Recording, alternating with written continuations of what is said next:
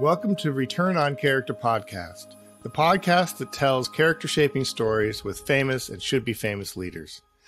I'm Dan Cooper, founder of Rock Investments, and co-hosting with me today is Jess Larson, founder of Greystoke Investments. Today is another of our mini-series with Rock Investments CEO Dan Cooper. Dan, thanks for being here. Good to be here. Really excited to have Rachel Gerrol on the show. Rachel, can you tell us what NEXUS is? It's a wonderful question, Jess, and thank you for having me, and thank you, Dan. The truth is there is no what is NEXUS. There's only who is NEXUS.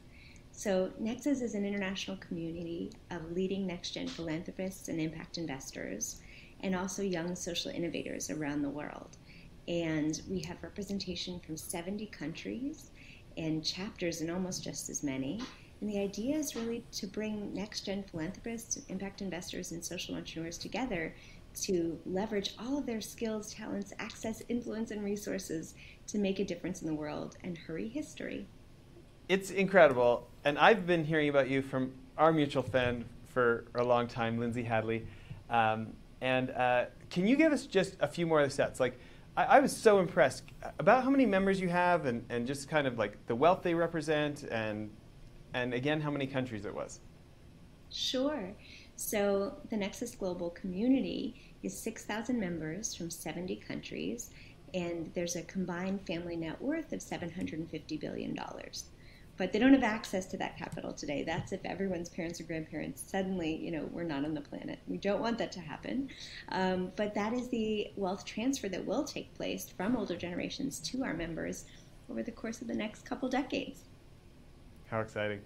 Well, I know Dan has some questions for you. I'm going to turn over in just a minute. But I'm going to give my own endorsements. I was texting some people about you this morning, specifically our mutual friend, Lindsay Hadley.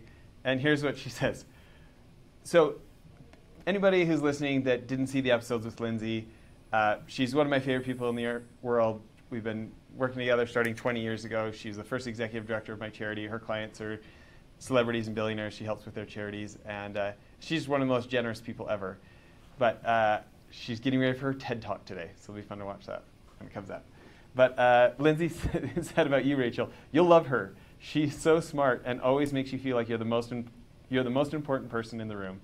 She's deeply loyal also, and she leads with an energy that's infectious.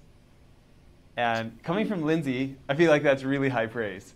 And I believe it because listeners of the show will recognize the name Asma Paigier as we've been working on the fundraiser for scholarship.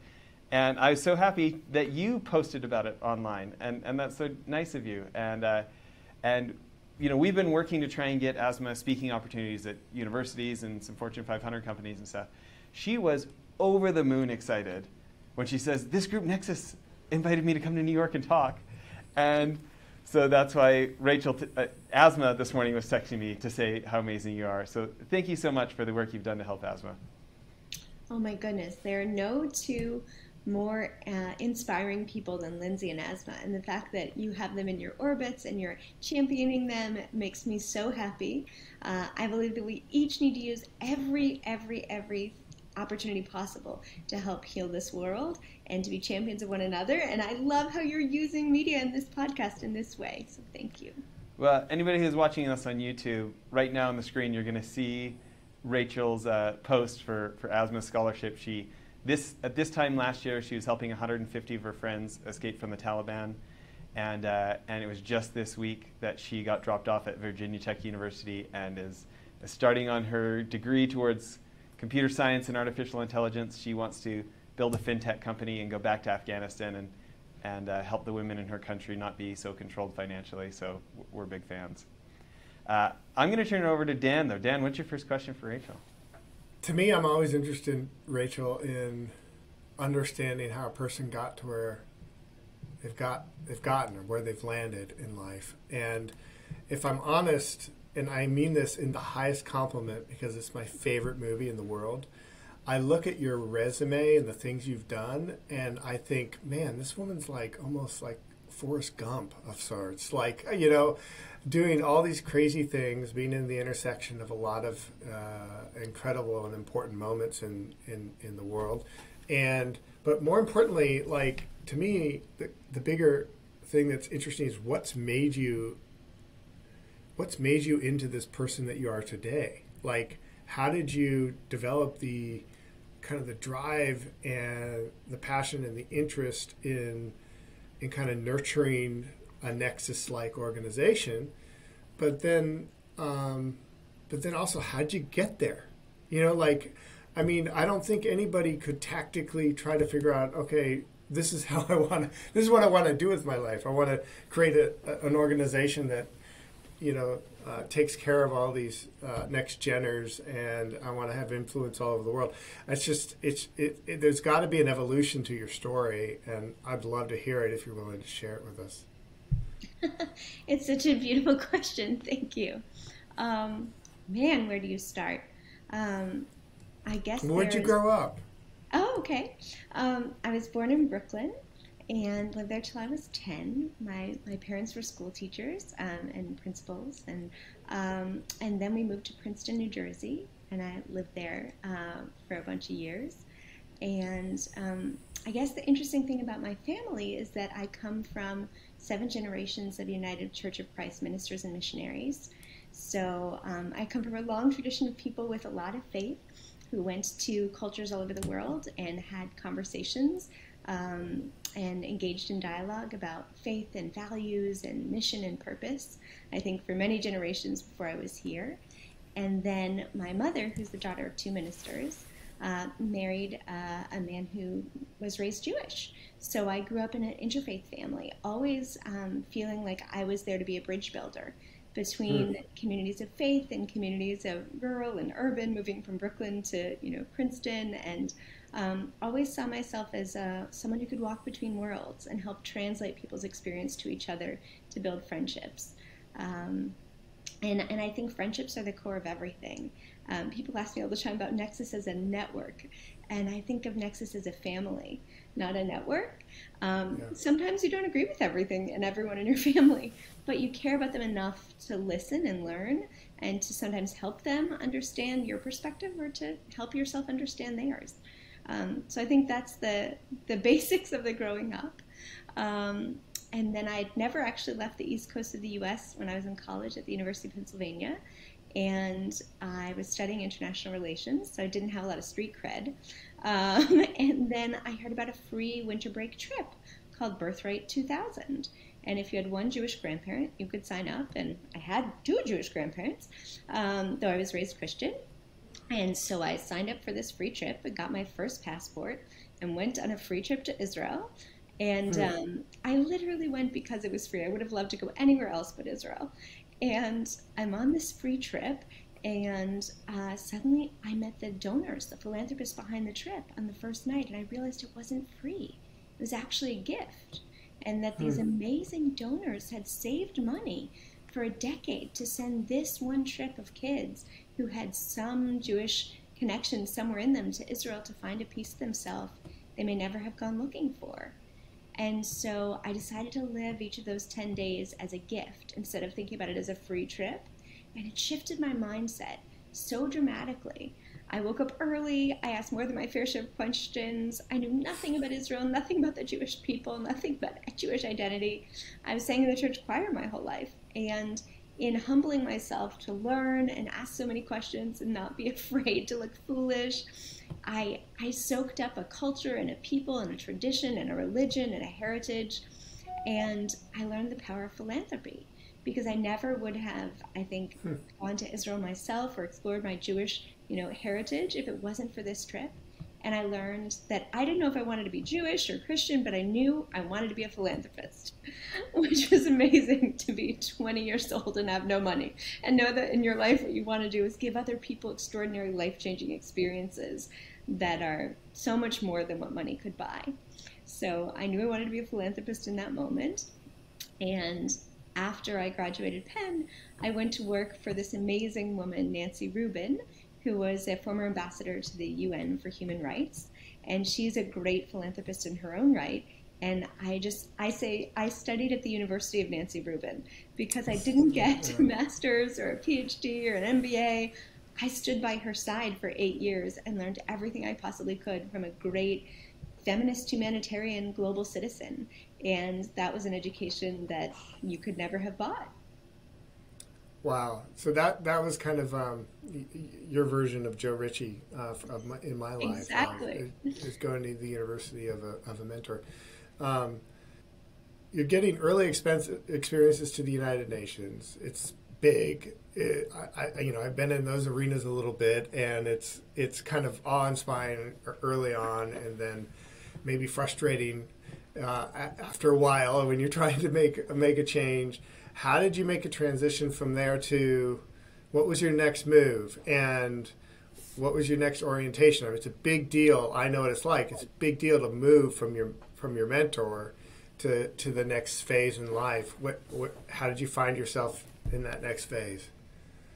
So every year is the International Year of something. This year, 2022, is the International Year of Glass. 2011 was the International Year of Youth.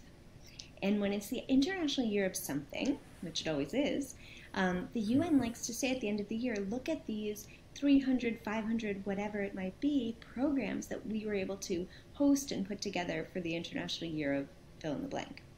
So a childhood friend and I wrote the UN a proposal saying we'd love to host a program for the International Year of Youth. We'd love to bring together next gen from the most influential families in the world to inspire them to really combine forces, learn from each other, and figure out how they can hurry history and make a difference on every single social issue around. And the UN wrote back and said, sounds great, here's a date, and it was in 6 weeks. Ha! So, and to make things even more complicated, it was a week before my wedding in Costa Rica. So I had to plan both of those at once. But you don't say no when the UN gives you a room, because they're not just giving you a room, they're giving you their stamp of approval and their credibility. So we could then call up and email everyone we knew who might be a good fit to represent their family and their family interests, or who were amazing social innovators with really proven models that were ready to scale. And so we reached out to everyone we knew and we said, can you join us in 6 weeks at the UN for the first ever, Next Gen Philanthropy and Social Innovation Summit? And about 75 people signed up, which was remarkable because it was over the holidays and we thought no one was reading. Yeah, so how did you make the connections? Like, how did you get in the doors of these families? Did you pick up the phone and call them? Like, what did you do? So my co-founder. How did people help people make these cold calls to shifting into like a totally new organization that doesn't exist? I know how hard it is to create something that doesn't exist, to get people to jump on board. How did you do it, Rachel? That's a great question. I give most of the credit to my co-founder, Jonah Wittkamper. He cold called the Forbes 500 list and said, we are hosting an event with the UN. We are inviting the Forbes 500 list. And we are inviting each family to send one Next Gen member to represent your family. So think carefully about who you'll send. So it wasn't framed as, do you want to join, who we are. It was like, this is happening at the UN. You can only invite one person. Who's it going to be? I think that really shifted into credentializing us and then making it feel like a scarce resource. And scarcity can breed eagerness. So I give him all the credit there.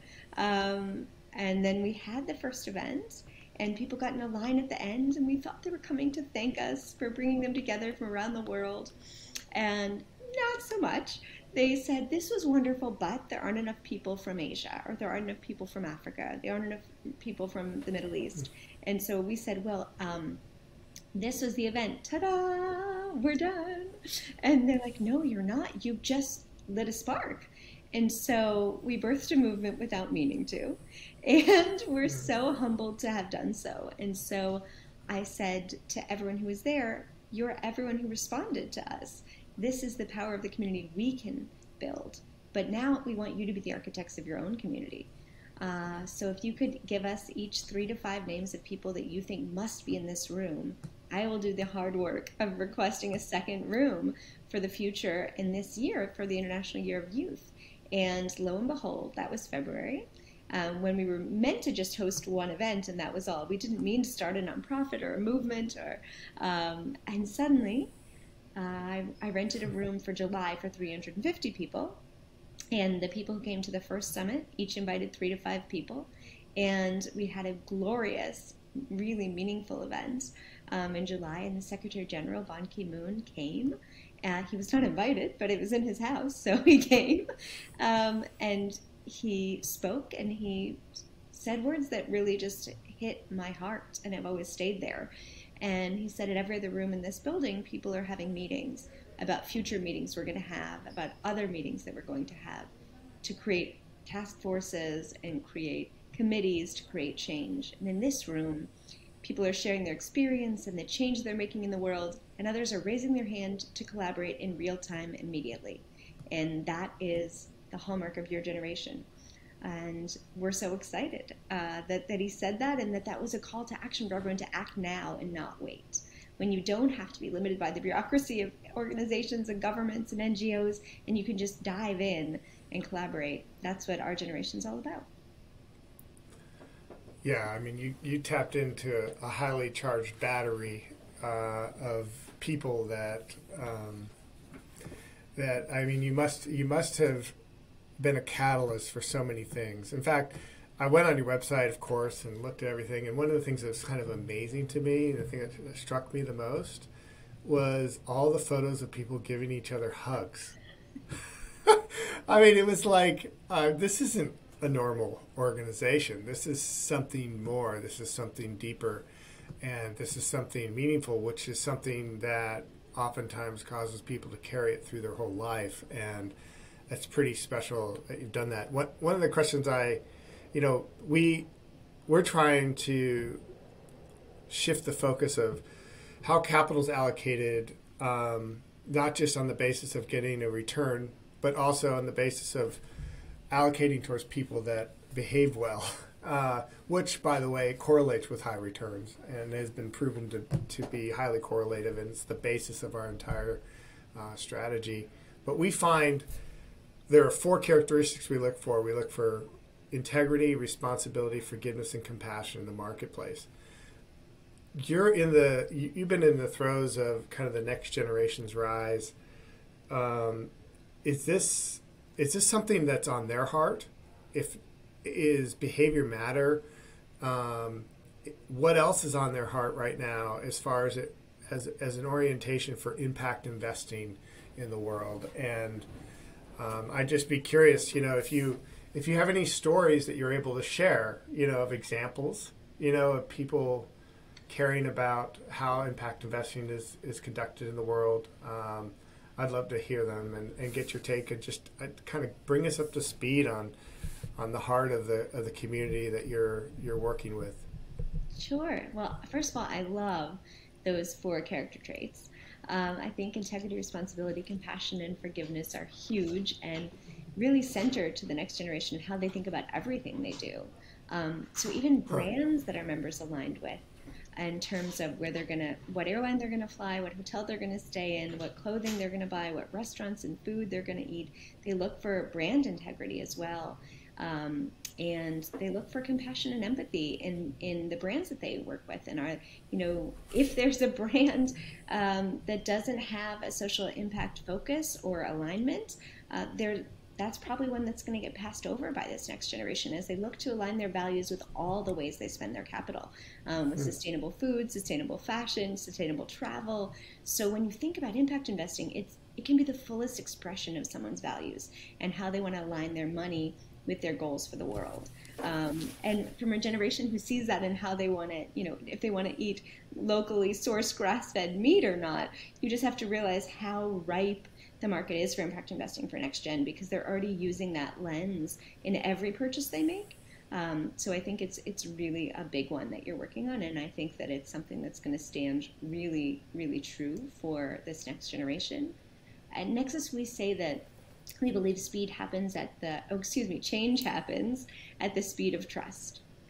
And I think that trust would probably be the 5th character trait that I would put alongside your 4, because we have members who come to Nexus without knowing what their passion is, but at our summits, there's no affiliation on your name tag. It doesn't say, Dan Cooper, Rock ETF. It doesn't say Rachel Gerrol Nexus. It just says Dan, really big, on your name tag, and your last name quite small, because we have quite impressive last names, but we don't want people befriending each other because of their last name. So what we ask people to do is to walk up and say, what's your passion and how can I help? And that question frightens some people because they say, I don't know what my passion is. That's part of what I came here to figure out. And so we say, that's okay. The most important part of the question, what's your passion and how can I help, is the second part, because we all have ways we can help. So if you don't know what your passion is yet, that's great. But don't ever let a moment go by where you don't offer ways that you could help someone else. Because if you rack your brain, there's always a way. And if the last thing you could say is, if you happen to come to LA, you could sleep on my couch, like there's always a way you can help. And I think that when you look at impact investing, that's the similar philosophy.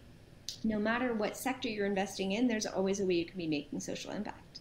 And for any fund or for any company to think that that's a secondary priority, it's just not. They're not asking themselves the question deeply enough. That's what I would say to push back. I think well, I've got one more question, Jess, and I'm going to turn it over to you because you probably got a list. But why do you think they care about this? Like, why do you think this generation cares about all these factors that maybe even their own family members didn't school them in, right? Or how did this movement in their hearts develop, to the point where it's a strange conundrum because in a lot of ways, the kids are now stepping up and taking a higher moral responsibility than even maybe the parents or the previous generation. How did that happen, Rachel? Like, where did this come from? So I think there's probably two things for this generation that really helped us to feel that we could be custodians of the future that we want for the world and for humanity. Number one would be that our parents and grandparents grew up very much in a local world, knowing their community that they grew up in, their neighbors. Yeah. And when they give and when they invest, it's to community-based projects that they'll see the benefits of on a daily basis.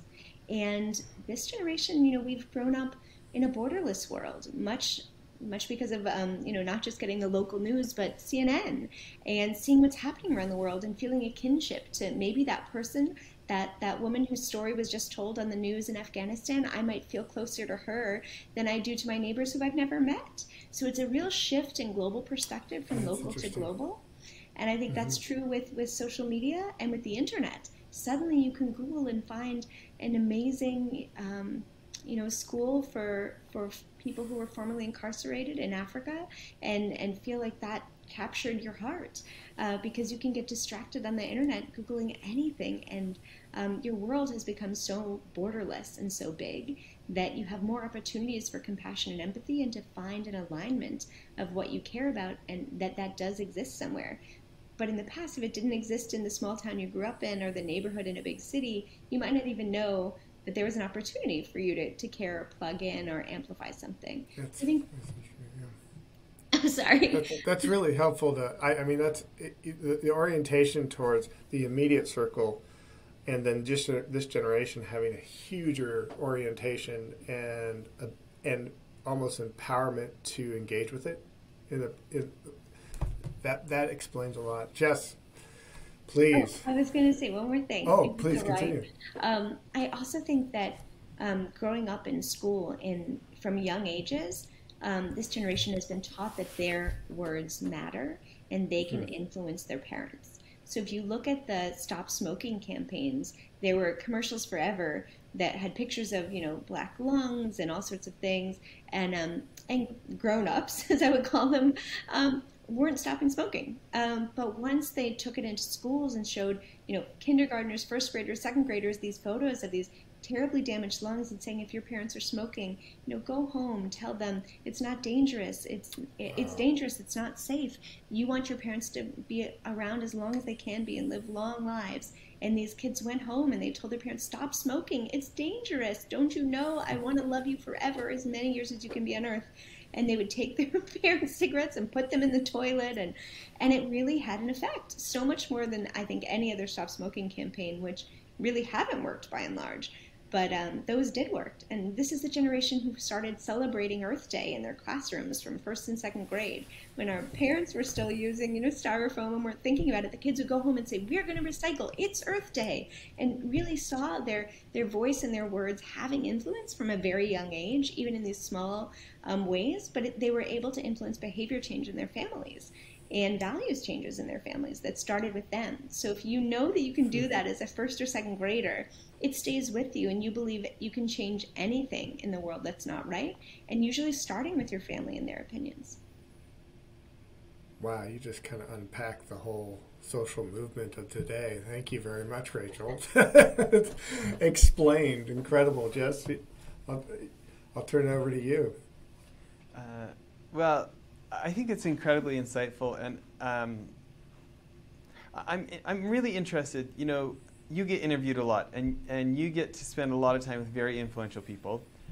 What's another insight you've had that maybe isn't as average? Because you've spent so much time with these, this next generation of such influential families, and there's a lot of us that maybe know somebody from some of those families, or a few of those people. Like, everyone, but I don't know everyone. I don't have the hugest LinkedIn list, and I looked, we know like 75 people in common, okay? So I was really excited to meet you today. And like the list of people, like who we know in common, it actually says a lot about you that those are the people you have in common with me. Like makes me have a lot of respect for you that that's your people. So I'm interested what kind of insights you think maybe you've been able to experience that you wouldn't have otherwise, or that are not as average, just because you've got to spend so much time with that population. Oh, that's such a compliment that we have these wonderful people in common. I think what's really interesting is that, the other side of this coin is people say, oh my goodness, you have a community of great privilege and great access and great influence. And it's true. We host our summits usually with a head of state in a different continent. Every other month almost, we're traveling the world and uniting the next generation of really influential families. And what I would say is that it's not a perfect world to have billions of dollars. I think that there's a lot of criticism right now of the elite, and they're feeling that. And I think that what's important about the way that NEXUS approaches things is that we've seen that people are people, and they want to connect on a soul level. They want to connect around a passion area. And I think particularly with next gen from influential families, they want to be seen for themselves and not for the last name that they carry. And they want to know that the person who's befriending them is befriending them purely for friendship and not with an agenda that's clandestine but will come out in 3 months' time. Actually, I wanted you to invest in my company or support my nonprofit. So we have a really strong non-solicitation policy at NEXUS. And if anyone ever feels solicited for any reason, they report that to Red Flag at NEXUS, and then they're removed from the community. So you really are there to build long-lasting and genuine friendships. And I think that people would imagine that next gen from billionaire families would have all the friends that they could, possibly want. But I think deep and meaningful friendships with no agenda are actually the most precious resource on the planet. When we look at the mental health crisis over the last few years, people with, strong friendship ties are living longer, are having happier, healthier lives. And so I think that all the money in the world can't buy friends and happiness and health. That's the insight I would share, which may be disappointing for those who are listening who want to accumulate tons of wealth in order to be happy and healthy and have great friends. But I think that's the resource that matters most in the world. And it means that when there's a conflict, a physical conflict, a war somewhere, in a place that you don't care about, if someone who's your friend through NEXUS or through another community calls to you and says, I need your help, I care about this country and they're in peril, you might not even be able to put your finger on the map and know where that country is, but you say, I'm in, what do you need? And this idea of everyone wanting to help but just being waited to be asked, that's how I see the world. The world is full of people who want to help and are waiting to be asked to think creatively of how they could help. I think that when you see the world that way, you start to realize that we can really all make a difference.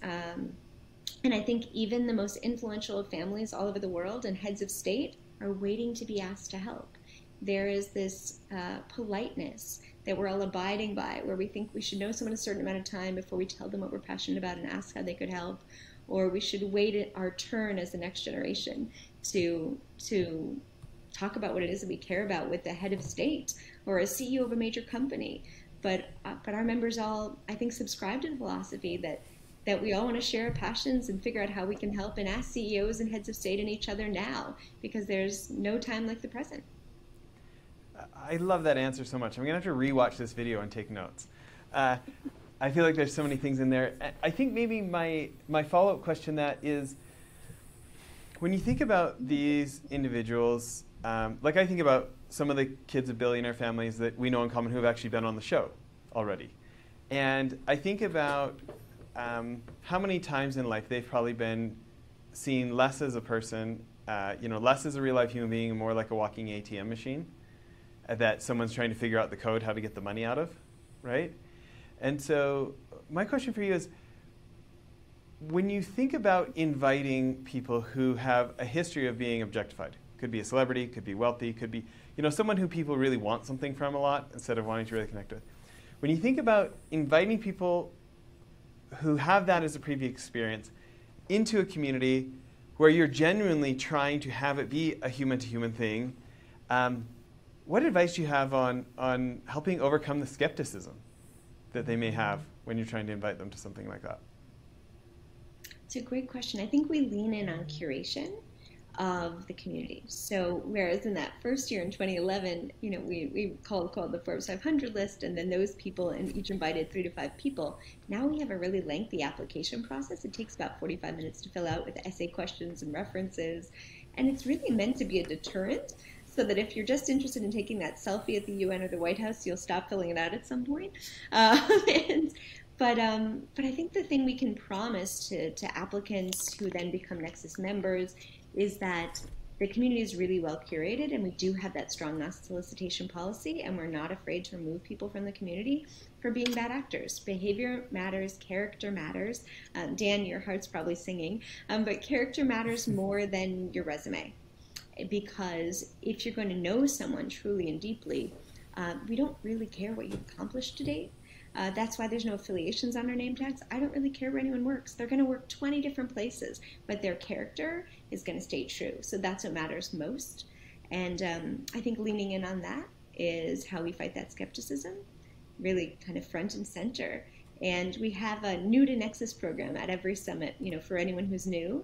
And that is led by members who share their personal experiences coming into Nexus skeptical, and how they were able to break those fears that they might have and make true friends. And sometimes people have gotten married in Nexus, sometimes they've become travel buddies, co-investors, joined each other's boards, whatever it might be.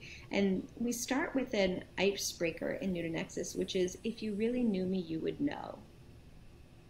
And so the first thing that happens, you show up at this conference at the United Nations or whatever it might be, and you're in your fancy attire and you're ready to be your fancy, perfect self. And then you go into this room and you hear people share their journeys of how they cracked open when they came to Nexus and really shared their heart and made deep friendships. And you go, what? What's happening? I thought I was at a fancy conference. And then you sit in pairs and you have to, have the opportunity of saying, if you really knew me, you would know. And people say, if you really knew me, you would know I'm terrified right now. If you really knew me, you would know I have imposter syndrome. If you really knew me, you would know I lost a family member last week and I can't get it out of my mind. And suddenly you're having a genuine conversation, because to succeed in that first task we give you is to be vulnerable. So when you start with vulnerability, I think that you can only build beauty on top of vulnerability. That's incredible. I have so many more. So what do you? Hey, Jess, what do you do with your life again? Good grief! Basically, you're creating a friendship factory. Yeah. A lifelong friendship factory that accelerates people's ability to connect, and then you let them loose to work together. Well, maybe my last question before I hand it back to Dan here would be this: if you had to start it over again. You started a group similar to this over again, but you didn't have the UN, you didn't have your reputation, but you did get to bring everything you knew. Where would you start? What would you do? for us, I think the members are the magic. And so I really believe that I might be co-founder and CEO, but I'm really a very glorified admin, because I don't set a 5-year plan for where NEXUS is going to grow, how NEXUS is going to go. Instead, I actually just trust the members to be the architects of the community they want, and that's led us in all these wild countries I had no connections in, and into real issue areas to do real work on topics that I had no familiarity with. So I think what I would do, or what I would give as advice to myself or others starting a community, is to trust the members to develop the shape of where you should go, and to not hold tightly to a plan or a vision or a topic or a country. Let everything go in terms of over-architecting something, and really trust the community to create the community that they need for themselves. That's such a great answer. Dan, I've got 100 more questions, but I'm going to let you go instead. I mean, one of the questions I have is like, how do you screen, or how do you deal with scenarios where you have members that don't have character, as I'd like to say, or struggling? I believe people can all develop in the right direction and live a life of integrity, responsibility, forgiveness, and compassion. It's not black and white. And so you don't want to throw people out because they haven't found their center and figured that out.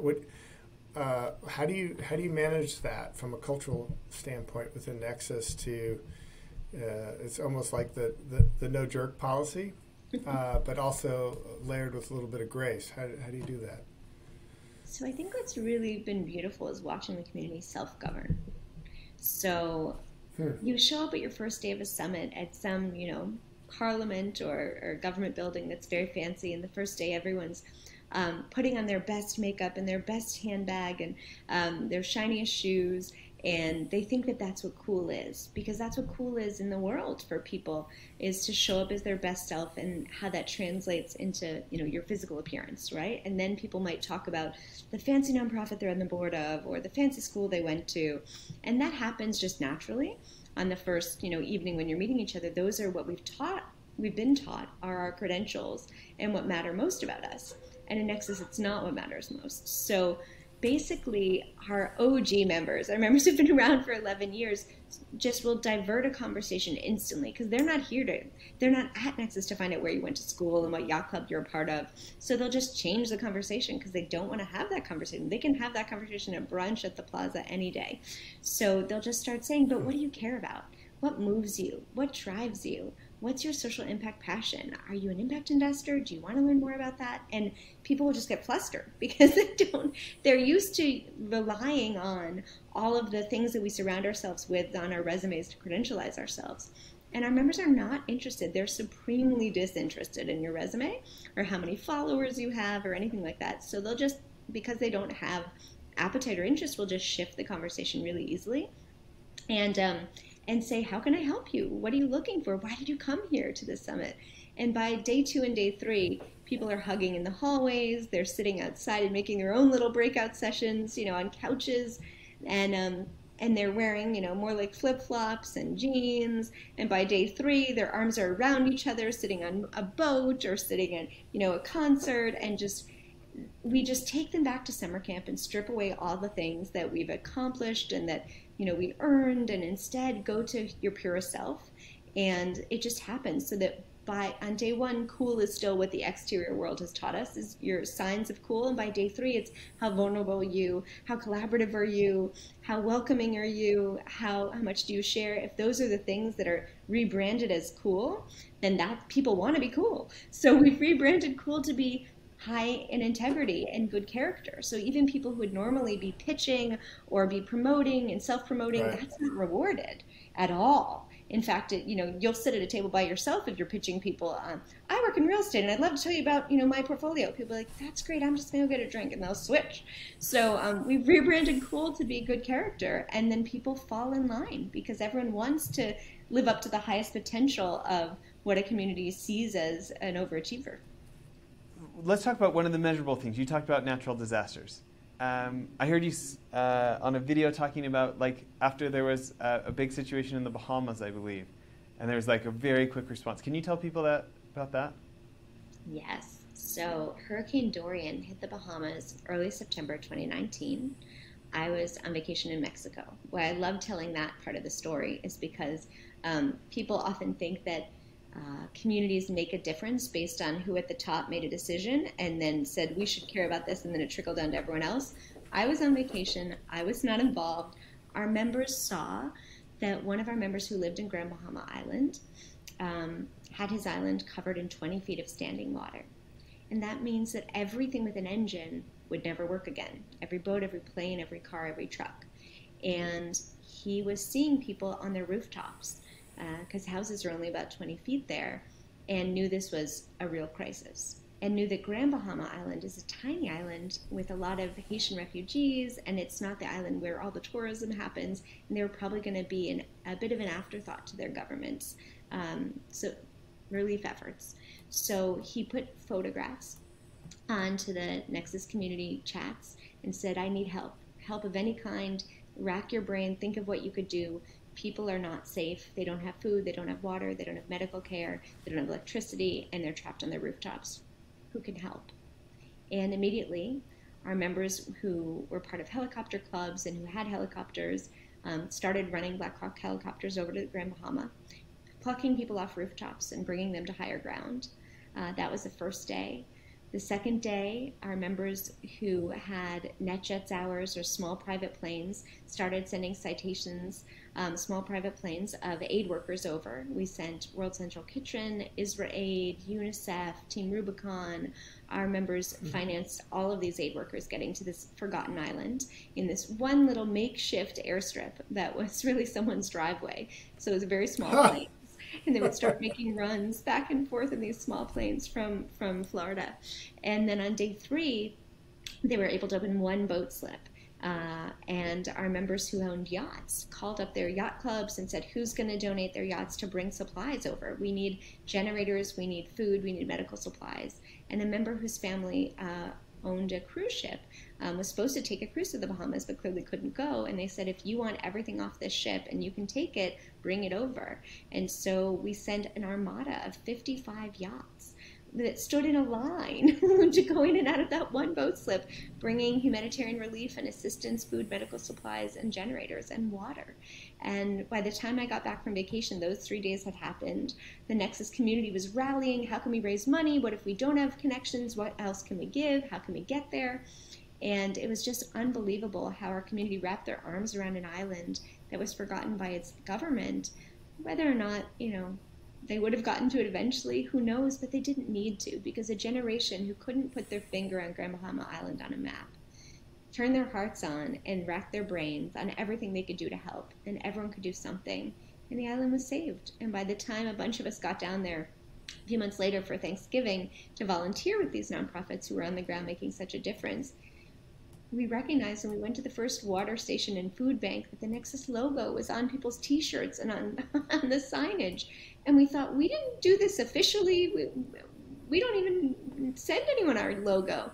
And I asked the aid workers who were wearing our T-shirts, what is Nexus? And they said, oh, they got all the people here. And that's how the volunteers came. And that's how we have food, and that's how we have water. And I said, oh, that's really remarkable. Thanks for sharing. I never said who I was, because we weren't trying to do anything or get any credit. It was a random coalition of members with big hearts and big influence. I'm in awe. I mean, not at you, just the story. I'm just like, it's such a testimony to the contrary of the notion of wealthy people don't care. You know what I mean? Like, I mean, that's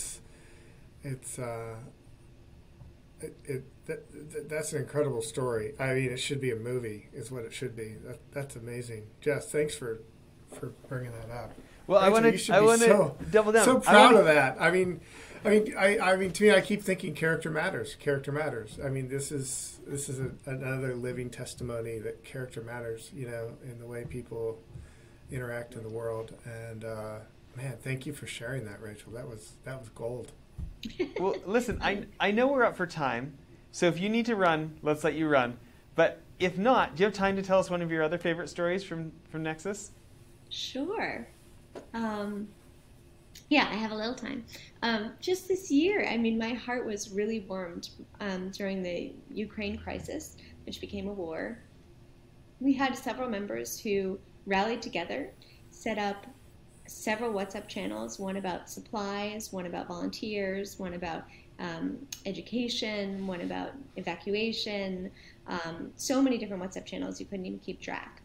And they're crisscrossing the world. A lot of our European members took strong leads here, and a lot of our members from the Jewish community took strong leads here because there are a lot of Holocaust survivors and Jewish communities that were being left behind in Ukraine. And basically, we had one member whose family couldn't get out in the first few days of the conflict in late February. And she wrote in the Nexus group, all my family is in a remote part of Ukraine. One of the people was not able to travel that comfortably, and so they weren't able to get on the buses that were sent by the large NGOs that left at this time, and you had to be on that street corner, and the bus left when the bus left.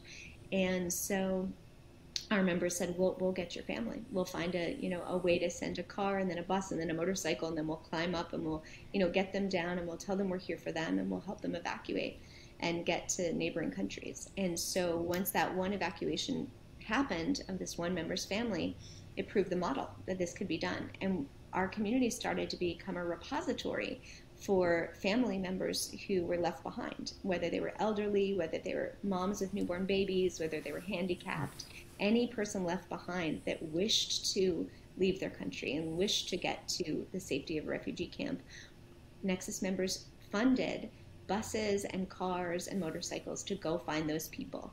And we'd have their names on Google Docs, and we had members on the ground putting the names on the lists and going and finding the families and saying, Nexus has found you, you're not forgotten. And I'm gonna get emotional. But it was really beautiful because there's incredible work being done by the large NGOs on the masses and in evacuation and safety.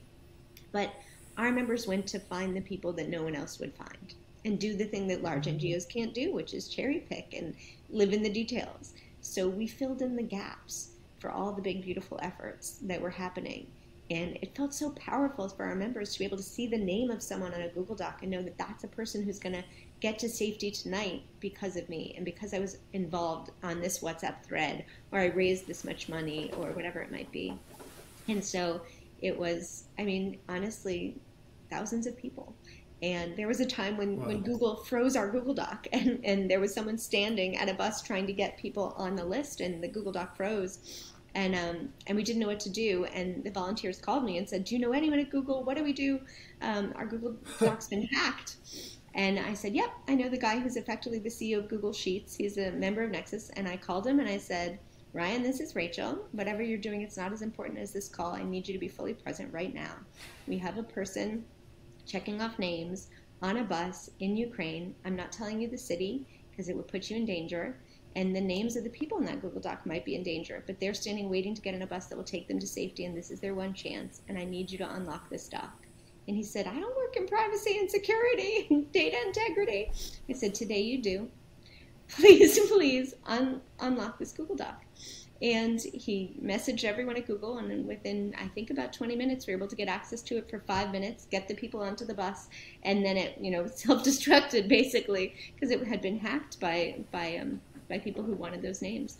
So our members rallied together in the most beautiful way this year, starting with helping each other and then helping anyone who could not be helped by large organizations. And I think it's a model for how philanthropists can fill in the gaps where NGOs can't serve every single possible need. And it really inspired me. That's another movie. That's another movie. Yeah, it's another movie. I mean, I was crying. I was excited.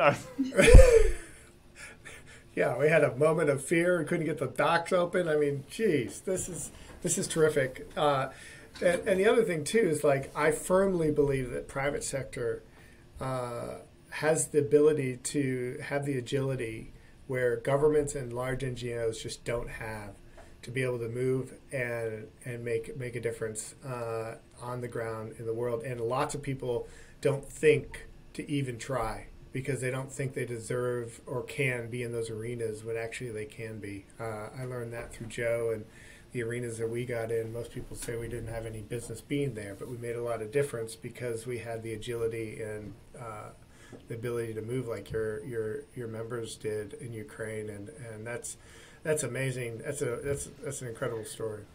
Well, Rachel, you've been so generous with your time. We're so happy to have you on. Consider yourself part of the Greystoke family. You're welcome back on any time. What people who want to find out more, where can they find out online? What's the website? Where should they connect with you on social media? Things like this. Oh, thank you. That's so generous. Our website is nexusglobal.org, and we're a community for next-gen philanthropists, impact investors, and social entrepreneurs equally. So we hope people will apply for our future summits. We have summits most years in Asia, Australia, Europe, Latin America, the Middle East, the U.S., and more. So we hope you'll find us